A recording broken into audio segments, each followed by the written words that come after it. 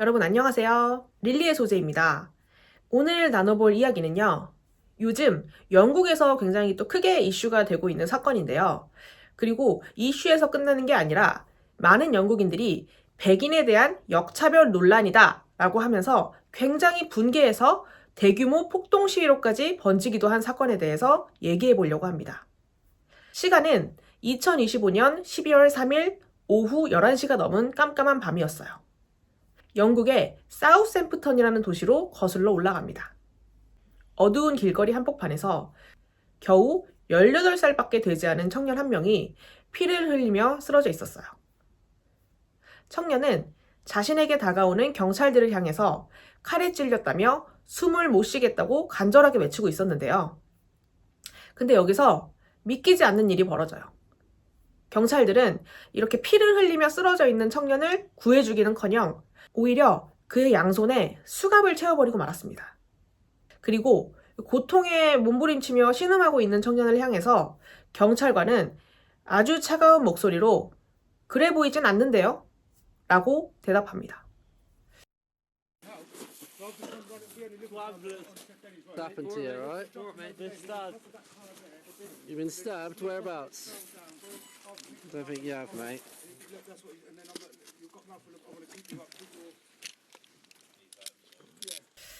그러면 대체 그날 밤 그 거리에서는 무슨 일이 있었던 걸까요? 이렇게 숨이 끊어지는 순간까지도 구조받지 못하고 범인으로 몰려야 했던 이 청년의 이름은요, 바로 헨리 노악입니다. 그렇다면 도대체 누가, 왜 이 청년을 잔혹하게 공격한 건지, 그리고 현장에 출동한 경찰들은 칼에 찔렸다며 고통에 신음하는 헨리에게 왜 이런 황당한 대처를 한 건지, 지금부터 제가 이 비극적인 사건의 전말을 알려드릴게요. 헨리에 대해서 조금 소개해드리자면요. 헨리는 이제 막 사우샘프턴 대학교에 입학한 아주 파릇파릇한 새내기 대학생이었어요. 전공은 회계 및 재무학으로 약간 금융 쪽에 관심이 있던 청년이었어요. 그리고 또 이제 대학교 1학년이면 또 얼마나 즐거울 시기예요. 근데 여기에 더해서 헨리네 가족 중에서 진짜 오랜만에 대학교에 입학한 입학생이 생긴 거예요. 그래서 헨리의 가족 모두 헨리의 대학 입학을 기뻐하고 응원해줬다고 해요. 그런데다가 헨리가 또 축구를 되게 좋아했대요. 원래 약간 영국 사람들이 축구를 굉장히 좋아하잖아요. 그래서 대학교에서 축구팀에도 들어가서 이제 막 설레는 캠퍼스 생활을 시작하던 중이었습니다. 2025년 12월 3일 저녁, 헨리는 축구팀 동료들과 함께 첫 학기 종강을 끝낸 기념으로 종강 축하 파티를 하기로 했어요. 보시면 이제 막 술 한 병 생겨서 기숙사 엘리베이터를 타고, 그리고 막 이렇게 보시면 옷 매무새랑 이렇게 머리카락도 되게 정리하면서 설레이는 모습이 보이잖아요. 그리고 편의점에 들러서 음료도 사고 하는 모습들이 CCTV에 찍혔습니다. 그리고 나서는 호빗이라고 하는 펍에서 신분증 검사도 받고, 그렇게 펍 안에 들어가서 친구들이랑 즐거운 시간을 보냈어요. 가볍게 술도 마시고 그렇게 재밌게 놀다가요. 밤 11시 7분경에 헨리는 혼자 걸어서 기숙사로 돌아갑니다.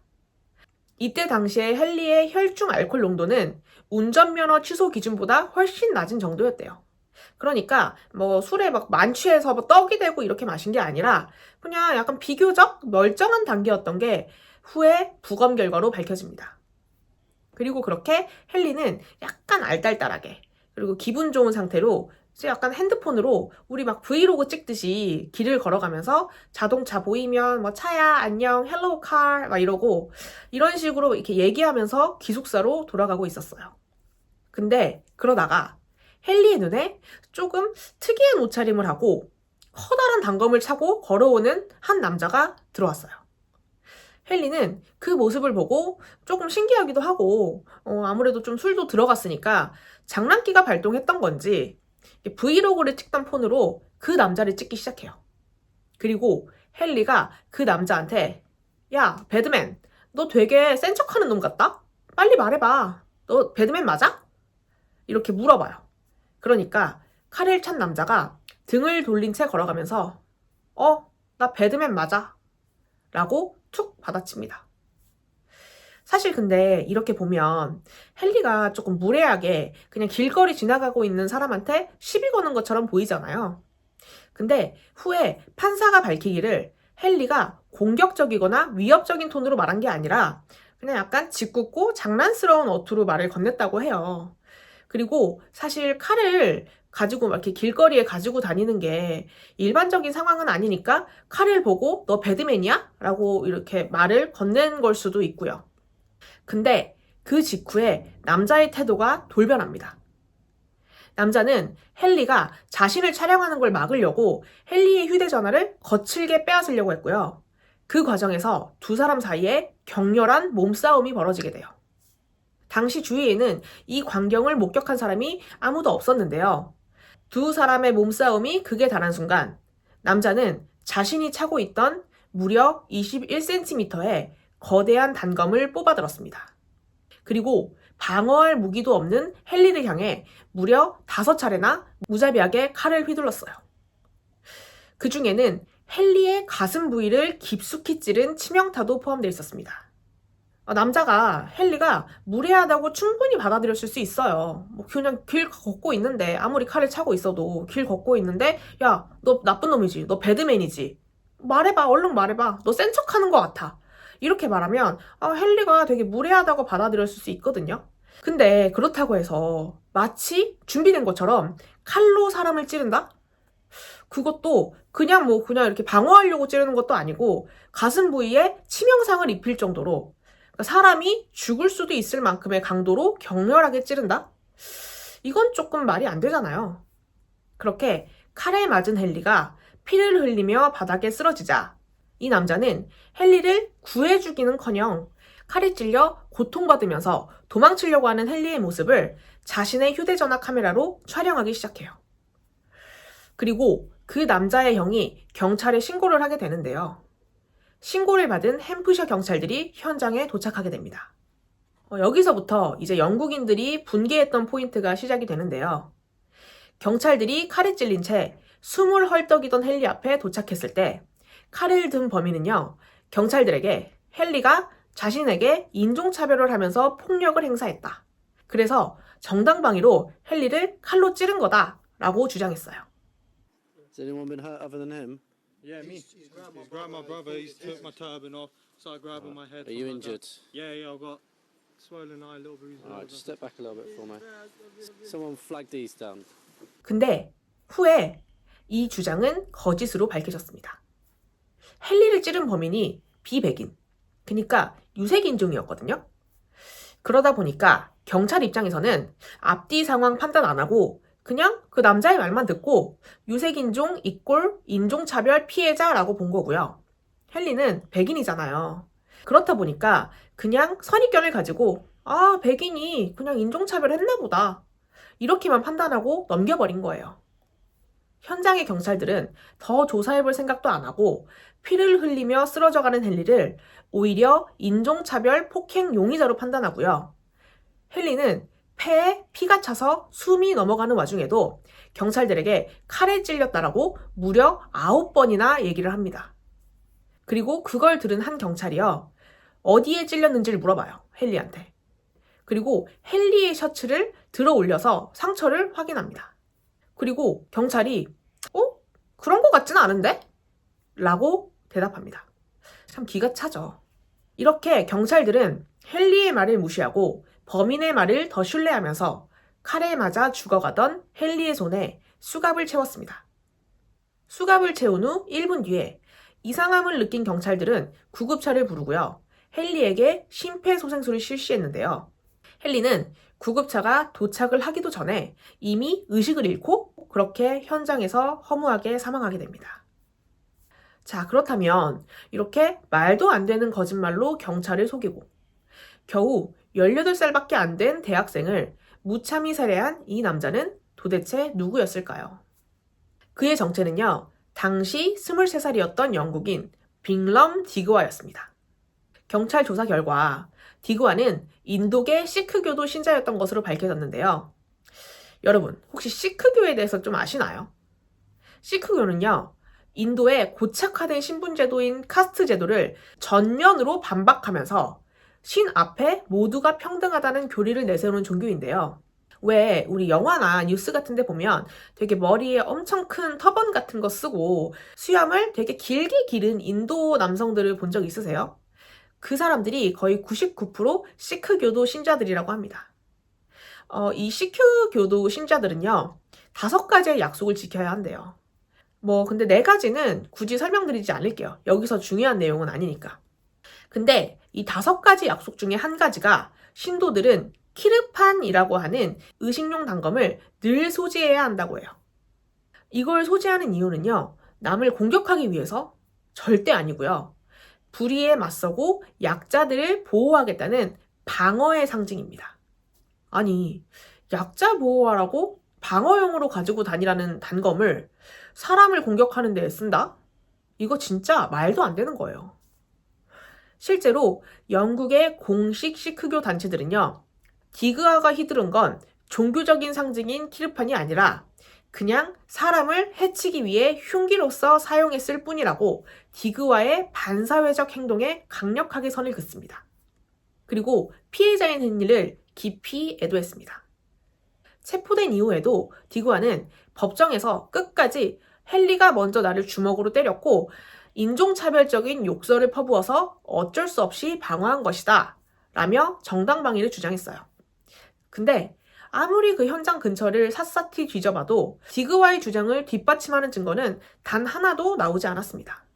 실제로 법정에서 검사가 밝힌 디그와의 평소 모습은 정말 충격적이었는데요.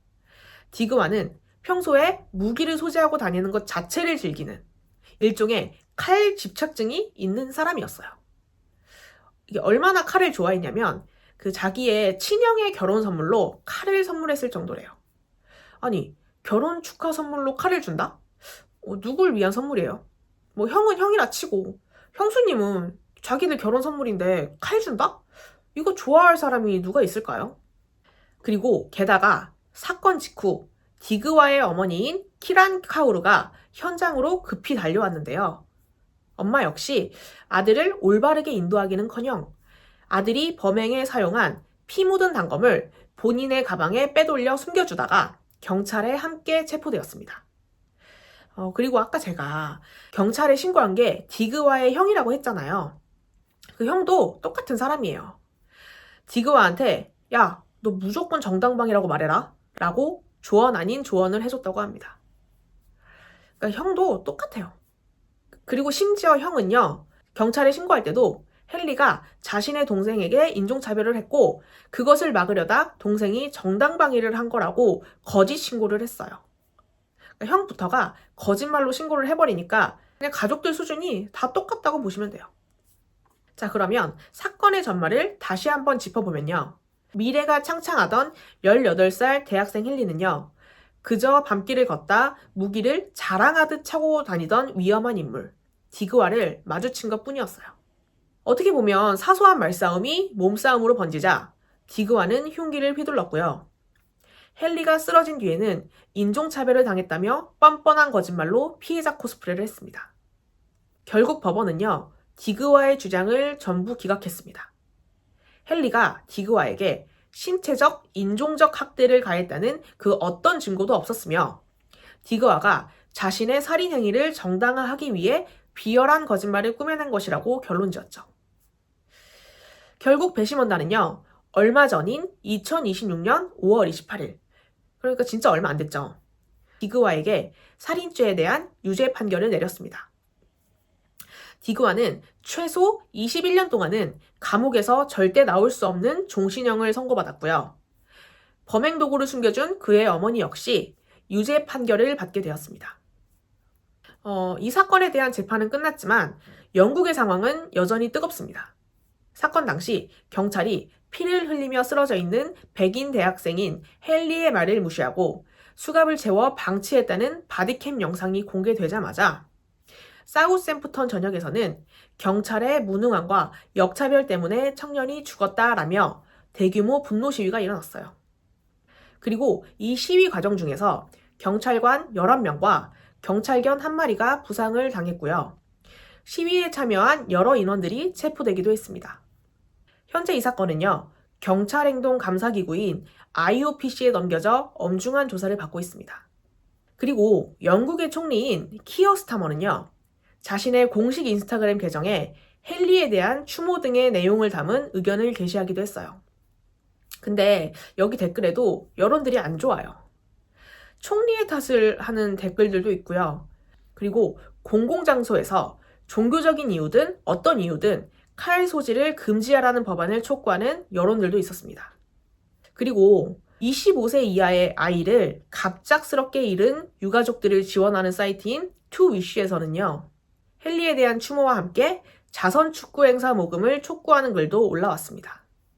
그리고 헨리의 부모님은요, 우리 아들의 비극적인 죽음이 인종 간의 증오나 정치적인 분열로 이용되는 것을 원치 않는다. 그저 우리 아이를 조용히 추모해달라 라고 밝혔습니다. 오늘 이야기는 여기까지인데요. 이 일로 인해 영국인들은 만약 칼이 찔린 게 백인인 헨리가 아니라 유색인종이었다면 결과는 완전히 달라졌을 것이고, 이것은 백인에 대한 완전한 역차별이라며 분노하고 있습니다. 여러분은 이 사건 어떻게 보셨나요? 댓글로 여러분들의 생각을 남겨주세요. 저는 다음에 더 흥미로운 소재로 찾아오겠습니다. 릴리였습니다. 감사합니다.